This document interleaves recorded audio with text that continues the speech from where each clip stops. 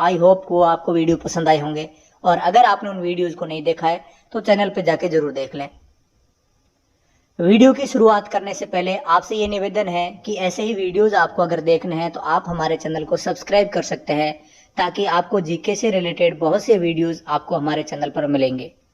तो शुरुआत करते हैं हमारे वीडियो के मौर्य साम्राज्य का इतिहास। सबसे पहला पॉइंट है, मौर्य साम्राज्य संस्थापक कौन है? चंद्रगुप्त मौर्य। ये सबसे महत्वपूर्ण पॉइंट है और सबसे प्रथम पॉइंट यही है जो हम सभी को याद होता है कि मौर्य साम्राज्य के संस्थापक कौन है? चंद्रगुप्त मौर्य। चंद्रगुप्त मौर्य का जन्म हुआ था 345 ईसा पूर्व में। इतने सारे शासक हुए हैं जिनमें सभी का जन्म याद करने की कोई जरूरी है नहीं, क्योंकि पूछा भी नहीं जाता है। घनानंद को हराने में चाणक्य ने चंद्रगुप्त मौर्य की मदद की थी, और जो बाद में चंद्रगुप्त का प्रधानमंत्री बना। यानी कि चाणक्य जो था उन्होंने घनानंद को हराने में चंद्रगुप्त मौर्य की मदद की थी, और बाद में जब चंद्रगुप्त मौर्य जब मगध का राजा बना था उस समय उसका प्रधानमंत्री कौन बना था? चाणक्य बना था। और चाणक्य या कौटिल्य या विष्णुगुप्त एक ही नाम है। इन्होंने एक पुस्तक लिखी थी जिसका नाम है अर्थशास्त्र। तो ये सबको पॉइंट याद होता है कि अर्थशास्त्र के लेखक या रचयिता कौन है? चाणक्य या कौटिल्य, जिसका संबंध जो है वो किससे है? राजनीति से है। चंद्रगुप्त मगध की राजगद्दी पर 322 ईसा पूर्व में बैठा। चंद्रगुप्त मौर्य मगध का राजा कब बना था? 322 ईसा पूर्व में। चंद्रगुप्त जैन धर्म का अनुयायी था, ये भी ध्यान रखेंगे। चंद्रगुप्त मौर्य जैन धर्म का अनुयायी था। चंद्रगुप्त ने अपना अंतिम समय, यानी कि जब चंद्रगुप्त मौर्य जब मृत्यु के करीब था या बुजुर्ग था, तो उसने अपना अंतिम समय जो है वो एक श्रवण बेलगोला में बिताया। बहुत बार क्वेश्चन ये पूछा जाता है कि श्रवण बेलगोला किस धर्म से संबंधित जगह है? तो वो जो है वो जैन धर्म से संबंधित जगह है। और आपको पता होगा जैन धर्म में लोग जो है जब अपनी मृत्यु के करीब आते हैं तो अपना खाना और पीना सब कुछ छोड़ देते हैं। इसी प्रक्रिया को संथारा कहते हैं, इसे संथारा कहते हैं। और संथारा के थ्रू जो है वो चंद्रगुप्त मौर्य की मृत्यु हो गई थी। चंद्रगुप्त ने 305 ईसा पूर्व में सेल्यूकस निकेटर को हराया। चंद्रगुप्त मौर्य ने किस यूनानी राजनायक या सैनिक को हराया था? तो वो था सेल्यूकस निकेटर, जो सेनापति था सिकंदर का। सेल्यूकस निकेटर ने अपनी पुत्री कार्नेलिया, सेल्यूकस निकेटर ने अपनी पुत्री कार्नेलिया की शादी जो है वो चंद्रगुप्त मौर्य से कर ली, और संधि की शर्तों के अनुसार काबुल, कांधार, हेरात और मकरान, काबुल, कांधार, हेरात और मकरान, ये सब जो है वो चंद्रगुप्त मौर्य को दे दिए थे। चंद्रगुप्त मौर्य ने जैनी गुरु भद्रबाहु से जैन धर्म की दीक्षा ग्रहण की थी। वो जो जैन धर्म का अनुयायी बना था वो किसकी शिक्षा पर? तो भद्रबाहु पर। मैगस्थनीज सेल्यूकस निकेटर का राजदूत था, जो चंद्रगुप्त के दरबार में रहता था। तो मैगस्थनीज जो है जिसने एक इंडिका पुस्तक लिखी थी जो आगे आएगा, वो किसके दरबार का था? सेल्यूकस निकेटर का। और उसके बाद में वो कहाँ आ गया था? चंद्रगुप्त मौर्य के दरबार में आ गया था। आगे है मैगस्थनीज द्वारा लिखी गई पुस्तक का नाम इंडिका है। मैगस्थनीज के द्वारा लिखी गई पुस्तक का नाम इंडिका है। चंद्रगुप्त मौर्य और सेल्यूकस निकेटर के बीच हुए युद्ध का वर्णन एपियानस ने किया। एक एपियानस नाम का इतिहासकार था, उन्होंने जो है सेल्यूकस और चंद्रगुप्त मौर्य के बीच में जो युद्ध हुआ था उसके बारे में वर्णन किया। प्लूटार्क भी एक इतिहासकार था। प्लूटार्क ने क्या कहा था? चंद्रगुप्त ने सेल्यूकस को 500 हाथी उपहार में दिए, ये प्लूटार्क ने कहा था। प्लूटार्क ने कहा था कि जब युद्ध हुआ तो युद्ध में संधि के तहत चंद्रगुप्त मौर्य ने सेल्यूकस को 500 हाथी उपहार में दिए थे। चंद्रगुप्त मौर्य की मृत्यु 298 ईसा पूर्व में श्रवण बेलगोला में उपवास के द्वारा हुई। और उपवास आपको पता है, जिसको हमने बताया जैन धर्म में उपवास जो संधारा कहते हैं उसको, उस प्रक्रिया के स्वरूप श्रवण बेलगोला में हुई। अगला जब राजा बना चंद्रगुप्त मौर्य की मृत्यु के बाद वो था बिंदुसार। चंद्रगुप्त मौर्य का उत्तराधिकारी बिंदुसार हुआ। 298 ईसा पूर्व में मगध की राजगद्दी पर बैठा। अमित्र घात के नाम से बिंदुसार जाना जाता है। सबसे महत्वपूर्ण पॉइंट है कि किस राजा को अमित्र घात के नाम से जानते हैं? बिंदुसार को। क्या मतलब होता है अमित्र घात का? यानी शत्रु विनाशक। ऐसा राजा जो अपने शत्रुओं का विनाश करता है उसको कहते हैं अमित्र घात। बिंदुसार आजीविक संप्रदाय का अनुयायी था। तो जैन धर्म के किस संप्रदाय का? आजीविक संप्रदाय का। वायु पुराण में बिंदुसार को भद्रसार या वारिसार कहा गया है। हिंदू धर्म का जो वायु पुराण है उसमें बिंदुसार के लिए कौन से शब्द यूज हुए हैं? भद्रसार या वारिसार। जैन ग्रंथों में बिंदुसार को सिंहसेन कहा गया है। जैन धर्म में तो अमित्रघात, वारिसार, सिंहसेन ये सब उपनाम किसके हैं? बिंदुसार के हैं। बिंदुसार के शासनकाल में तक्षशिला में 2 विद्रोह हुए। इस विद्रोह को दबाने के लिए बिंदुसार ने पहले तो सुसीम को भेजा। सुसीम भी जो है बिंदुसार का पुत्र था, और बाद में उसने जो है अशोक को भेजा। तो कहां पे विद्रोह में अशोक को भेजा था? तक्षशिला में। एथेनियस के अनुसार बिंदुसार ने सीरिया के राजा एंटियोकस I से प्रथम मदिरा, सूखे अंजीर और एक दार्शनिक भेजने की प्रार्थना की। बहुत ही महत्वपूर्ण पॉइंट है और बहुत बार एग्जाम्स में पूछा गया है कि किस इतिहासकार के अनुसार उन्होंने जो है बिंदुसार ने सीरिया के शासक से मदिरा, सूखे अंजीर और दार्शनिक भेजने की जो है गुहार लगाई, या फिर उन्होंने पत्र लिख के बताया। तो एथेनियस के अनुसार बौद्ध विद्वान तारानाथ बिंदुसार को 16 राज्यों का विजेता बताया है। तो बौद्ध विद्वान जो तारानाथ है उन्होंने कहा था कि बिंदुसार ने 16 राज्यों को विजय किया है। 16 राज्य, इसका मतलब 16 महाजनपद, ये ध्यान रखें। बिंदुसार के बाद बिंदुसार का उत्तराधिकारी कौन हुआ? अशोक। बिंदुसार का उत्तराधिकारी अशोक मान हुआ, जो 269 ईसा पूर्व में मगध की राजगद्दी पर बैठा। राजगद्दी पर बैठने के समय अशोक अवंती का राज्यपाल था। यह भी महत्वपूर्ण पॉइंट है। जब अशोक मगध का राजा बना, उससे पहले वो कहाँ का राज्यपाल था? वो अवंती का राज्यपाल था। मास्की एवं गुर्जरा अभिलेख में अशोक का नाम अशोक मिलता है। मास्की और गुर्जर अभिलेख में इसका नाम क्या मिलता है? अशोक। पुराणों में अशोक को जो है अशोक वर्धन कहा गया है। पुराणों में अशोक को अशोक वर्धन कहा गया है। अशोक ने अपने अभिषेक के 8वें वर्ष में लगभग 261 ईसा पूर्व में कलिंग पर आक्रमण किया। अशोक ने 261 ईसा पूर्व में कलिंग पर आक्रमण किया। कलिंग की राजधानी तोसली पर अधिकार कर लिया। कलिंग आक्रमण के बाद कलिंग को राजधानी थी जो तोसली, उसके ऊपर अधिकार कर लिया। प्लिनी का कथन है, प्लिनी एक इतिहासकार थे, प्लिनी का कथन है कि राजा फिलाडेल्फस यानी कि टॉलमी द्वितीय, फिलाडेल्फस या टॉलमी द्वितीय ने पाटलिपुत्र में डियानीसियस नाम का एक राजदूत भेजा था अशोक के दरबार में। अशोक के दरबार में किस राजा ने अपना राजदूत भेजा था? तो फिलाडेल्फस या टॉलमी सेकंड ने। क्या नाम था उस राजदूत का? तो डियानीसियस उसका नाम था। ये आप दोनों पॉइंट ध्यान रखें। और किस इतिहासकार के अनुसार? प्लिनी के अनुसार। उपगुप्त नाम के बौद्ध भिक्षु ने अशोक को बुद्ध धर्म की दीक्षा दी। अशोक को बौद्ध धर्म की दीक्षा किसने दी थी? उपगुप्त ने। और चंद्रगुप्त मौर्य को जैन धर्म की दीक्षा किसने दी थी? वो भद्रबाहु ने दी थी। ये भी ध्यान रखें। अशोक ने आजीविकों को रहने के बराबर पहाड़ियों में 4 गुफाओं का निर्माण किया। अशोक जो है आजीविक संप्रदाय के जो लोग थे उनके रहने के लिए उन्होंने 4 गुफाओं का निर्माण किया, जिनका नाम था कर्ज, चौपार, सुदामा, विश्व झोपड़ी। कर्ज, चौपार, सुदामा और विश्व झोपड़ी। अशोक के पौत्र यानी बेटे का बेटा पोता, अशोक के पौत्र दशरथ ने आजीविकों के लिए नागार्जुन गुफा बनाई या नागार्जुन गुफा प्रदान की। तो अशोक ने 4 गुफाएं बनाई और अशोक के पुत्र ने 2 गुफाएं, एक गुफा बनाई। कौन सी? नागार्जुन गुफा। अशोक की माता का नाम था सुभद्रांगी। सुभद्रांगी नाम जो है अशोक की माता का था। और अशोक के पुत्र का नाम क्या था? अशोक ने बौद्ध धर्म के प्रचार के लिए अपने पुत्र महेंद्र और अपनी पुत्री संघमित्रा को श्रीलंका भेजा। अशोक ने बौद्ध धर्म के प्रचार के लिए अपने पुत्र महेंद्र और अपनी पुत्री संघमित्रा को कहां भेजा था? श्रीलंका। बहुत से एग्जाम्स में ये क्वेश्चन पूछा गया है कि अशोक ने किसे भेजा था। भारत में शिलालेख का प्रचलन सर्वप्रथम अशोक ने किया। तो भारत में जब शिलालेखों का जो मुख्यतः प्रचलन है वो किसके समय हुआ है? अशोक के समय हुआ है। अशोक के शिलालेखों में कौन कौन सी लिपि का यूज किया गया है? तो ब्राह्मणी, खरोष्टी लिपि, ग्रीक लिपि और अरमाइक लिपि। ब्राह्मणी, खरोष्ट, ग्रीक और अरमाइक लिपि का प्रयोग किया गया है अशोक के शिलालेखों में।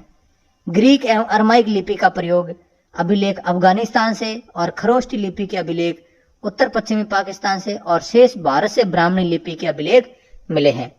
बहुत ही महत्वपूर्ण पॉइंट एक बार और सुने कि किस राज्य से या किस देश से अशोक के अरमाइक और ग्रीक भाषा के अभिलेख प्राप्त हुए हैं? तो ग्रीक और अरमाइक के अभिलेख हमें अफगानिस्तान से मिले हैं। खरोष्टी लिपि के अभिलेख हमें कहां से मिले हैं? तो हो मिले हैं उत्तर पश्चिमी पाकिस्तान से, और बाकी जितने ब्राह्मणी लिपि के अभिलेख है वो भारत से मिले हैं। ब्राह्मणी लिपि के भारत से, खरोष्टी लिपि के पाकिस्तान से, और अरमाइक और ग्रीक लिपि के शिलालेख हमें कहा मिले हैं? अफगानिस्तान से। अभिलेखों, अशोक के अभिलेखों को 3 भागों में बांटा गया है। कौन कौन से? शिलालेख, स्तंभ लेख और गुहा लेख।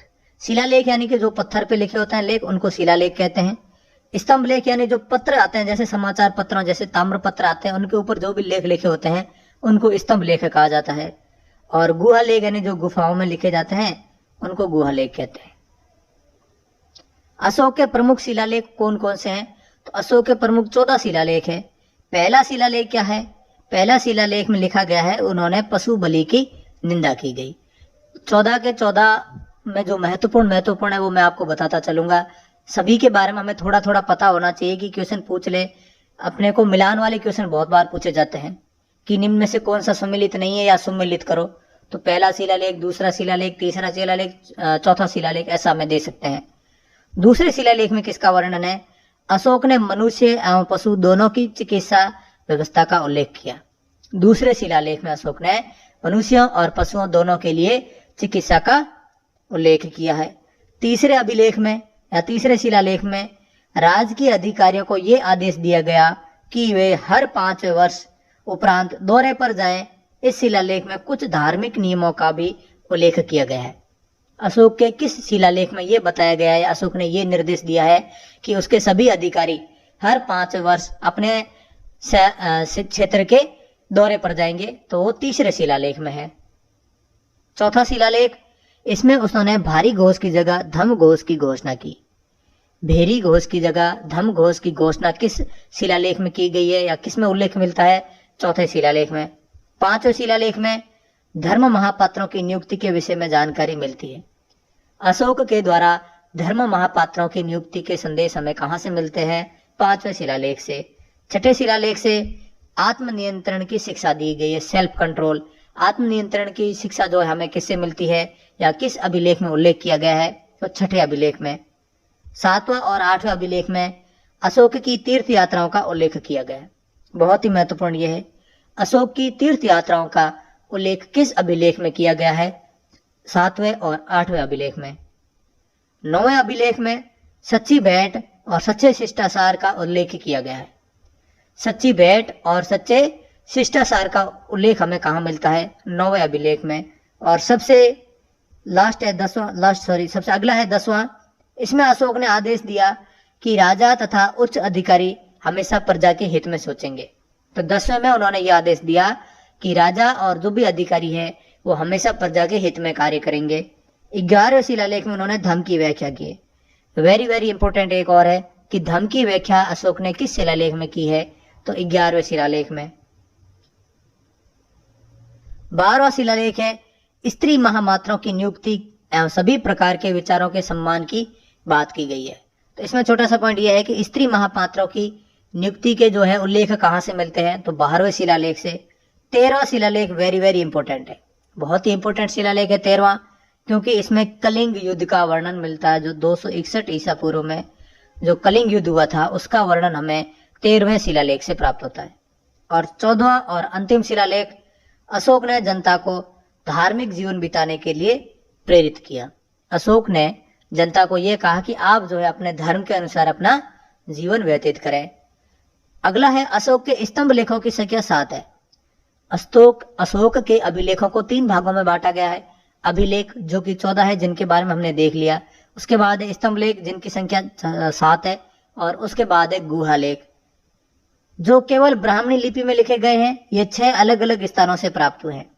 अशोक के 7 अभिलेख यानी कि 7 जो स्तंभ लेख है वो जो है अलग अलग 6 जगहों से प्राप्त हुए हैं। और ये किस भाषा में लिखे गए हैं? तो ये ब्राह्मणी लिपि में लिखे गए हैं। पहला स्तंभ लेख है प्रयाग स्तंभ लेख। पहला स्तंभ लेख है प्रयाग स्तंभ लेख। यह पहले कौशाम्बी में स्थित था। इस स्तंभ लेख को अकबर ने इलाहाबाद किले में स्थापित किया। तो ये पॉइंट जो लिखे हुए हैं सारे पॉइंट से क्वेश्चन बनते हैं और बहुत से एग्जाम्स में क्वेश्चन बनते हैं। तो आप एक एक पॉइंट को ध्यान से सुने और इनको नोट करें या फिर इनका स्क्रीनशॉट जरूर ले लें, ताकि आपको ये पढ़ने में बार बार आपको वीडियो ना देखना पड़े।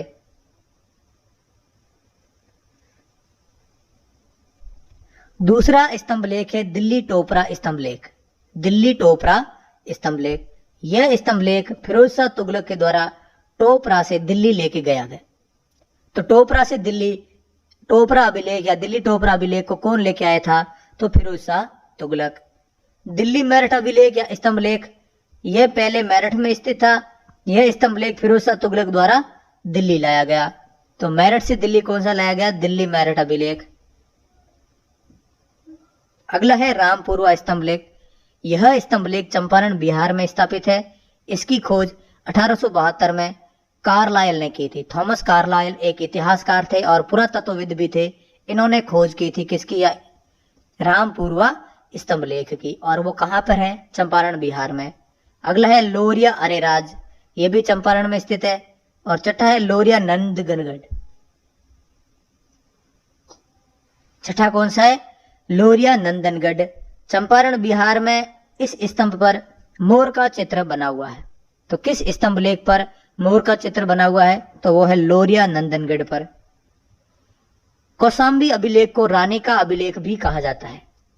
कौशाम्बी अभिलेख को रानी का अभिलेख भी कहा जाता है। अशोक का सबसे छोटा स्तंभ लेख रुम्मीदेई है।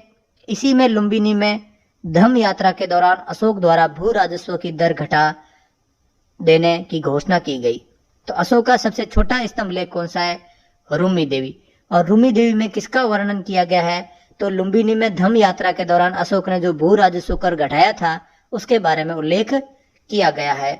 और अशोक का 7वां अभिलेख सबसे लंबा अभिलेख है। अशोक के जो 14 अभिलेख है उनमें 7वां सबसे लंबा अभिलेख है। अशोक का सारे कुना अभिलेख ग्रीक एवं अरमाइक भाषाओं में लिखा हुआ है। अशोक का एक अभिलेख है जिसका नाम है सार ए कुना या कंधार। उस अभिलेख जो है ग्रीक और अरमाइक दोनों लिपियों में लिखा हुआ है। अब मौर्य शासन के प्रशासन की बात की जाए तो प्रशासन की सबसे छोटी इकाई ग्राम थी, जिसका मुखिया होता था ग्रामिक। तो मौर्य साम्राज्य में सबसे प्रशासन की सबसे छोटी इकाई क्या थी? ग्राम। और ग्राम का मुखिया क्या कहलाता था? ग्रामिक कहलाता था। प्रशासकों में जो सबसे छोटा था वो था गोप। प्रशासक जो है सबसे छोटा प्रशासक कौन हुआ करता था? गोप 10 ग्रामों का शासन संभालता था। गोप जो है वो कितने गांवों का जो है वो शासन संभालता था? 10 गांवों का। मेगास्थनीज के अनुसार, जो सेल्यूकस निकेटर का या सेल्यूकस का जो राजदूत था वो मेगास्थनीज, जिसके अनुसार मौर्य साम्राज्य प्रशासन जो है वो 30 सदस्यों का एक मंडल करता था। नगर का जो प्रशासन है यानी शहरों का जो प्रशासन है वो 30 सदस्यों का एक मंडल करता था, जो 6 समितियों में विभाजित था। प्रत्येक समिति में 5 सदस्य होते थे। यानी कि आप समझे इस पॉइंट को। मेगास्थनीज ने यह कहा है कि नगर को संभालने के लिए या नगर प्रशासन को संभालने के लिए 30 सदस्यों का एक मंडल हुआ करता था, जिसमें 30 सदस्यों में 6 समितियां बनी हुई थी। और 6 समितियों में एक समिति के 5 सदस्य थे, तो 6 में कितने हो जाएंगे? 30 सदस्य। तो 30 सदस्यों का एक मंडल था जिसमें 6 समितियां थी। बिक्री कर के रूप में मूल्यों का 10वां भाग वसूला जाता था। इसे बचाने वालों को मृत्यु दंड दिया जाता था। बिक्री कर यानी कि जो सेल टैक्स लगता था वो कितना लगता था? 1/10 लगता था, 10वां भाग। और अगर कोई ये नहीं देता था, इसे बच जाता था, तो उसको जो है वो मृत्यु दंड का भी प्रावधान था। मेगास्थनीज के अनुसार एग्रोनोमाई मार्ग निर्माण अधिकारी था। तो मार्ग निर्माण अधिकारी को क्या कहा जाता था? एग्रोनोमाई। एक इतिहासकार थे जस्टिन के अनुसार चंद्रगुप्त मौर्य की सेना में लगभग 50,000 अश्वारोही, 9,000 हाथी और 8,000 रथ थे। तो चंद्रगुप्त मौर्य की सेना में 50,000 अश्वारोही, 9,000 हाथियों की सेना और 8,000 क्या थे? रथ थे। एक और इतिहासकार है प्लूटार्क या जस्टिन। इनके अनुसार चंद्रगुप्त मौर्य ने नंदों की पैदल सेना से 3 गुने अधिक संख्या में अर्थात 60,000 आदमियों को लेकर संपूर्ण उत्तर भारत को रौंद डाला था। इतिहासकार प्लूटार्क के अनुसार चंद्रगुप्त मौर्य के पास घनानंद की 3 गुना पैदल सेना थी। युद्ध क्षेत्र में सेना का नेतृत्व करने वाला अधिकारी नायक कहलाता था। तो युद्ध क्षेत्र में जो सेना का नेतृत्व करता था उसको क्या कहा जाता था? नायक कहा जाता था। अर्थशास्त्र यानी जो पुस्तक है अर्थशास्त्र, अर्थशास्त्र में गुप्तचर को गूढ़ कहा जाता था या गूढ़ पुरुष कहा जाता था। जो गुप्तचर होता था उस गुप्तचर को गूढ़ पुरुष कहा जाता था। एक ही स्थान पर रहकर कार्य करने वाले गुप्तचर को जो है वो संस्था कहा जाता था, और एक स्थान से दूसरे स्थान पर भ्रमण करके जाने वाले गुप्तचर को संचार कहा जाता था। अशोक के समय जनपदीय न्यायालय के न्यायाधीश को राजुक कहा जाता था। ये जो टर्म है इन नामों को बहुत अच्छे से ध्यान रखें कि अर्थशास्त्र यानी जो पुस्तक है कौटिल्य की अर्थशास्त्र, उसमें गुप्तचर को जो है वो गूढ़ पुरुष कहा गया है। जो गुप्तचर है वो दो प्रकार के होते थे। एक तो एक ही जगह रह के जो है वो जासूसी करते थे, उनको संस्था कहते हैं, और जो दूसरी जगह जाके और फिर वो जो है वो जासूसी करता था उसको संचार कहा जाता था। और जो न्यायाधीश था उस न्यायाधीश को राजुक कहा जाता था। सरकारी भूमि को सीता भूमि कहा जाता था। जो गोचर भूमि या सरकारी भूमि थी उसको क्या कहा जाता था? सीता भूमि कहा जाता था। बिना वर्षा के अच्छी खेती होने वाली भूमि को अदेव मातृक कहा जाता था, कि ऐसी भूमि जहां पर सिंचाई की आवश्यकता नहीं है, जहां बारिश से ही जो है अच्छी सी फसल हो जाती है, उस जमीन को क्या कहा जाता था? अदेव मातृक कहा जाता था। मेगास्थनीज ने भारतीय समाज को 7 वर्गों में विभाजित किया।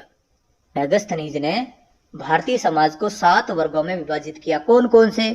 दार्शनिक, किसान, अहीर, कारीगर, सैनिक, निरीक्षक, सभासद।